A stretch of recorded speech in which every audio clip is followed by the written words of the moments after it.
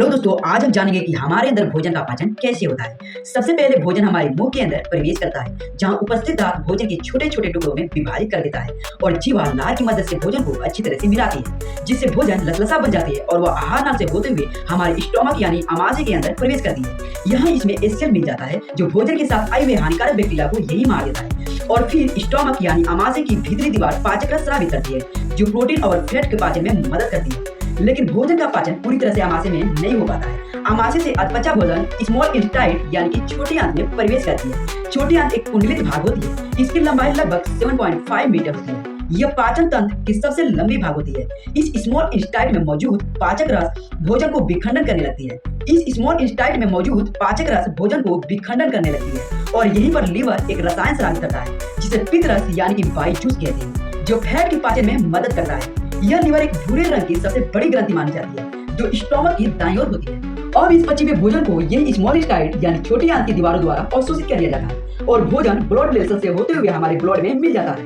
भोजन का वह भाग जिसका पाचन नहीं हो पाता है वह लार्ज इंटेस्टाइन यानी कि बड़ी आंत में प्रवेश करता है। लार्ज इंटेस्टाइन में उपस्थित परिसंचरण के द्वारा भोजन में उपस्थित जल को अवशोषित कर लिया जाता है। अब यही अपशिष्ट पदार्थ मलाशय में जमा हो जाता है, जिससे जरूरत पड़ने पर हम इसे गुदा के द्वारा शरीर से बाहर त्याग कर देते हैं।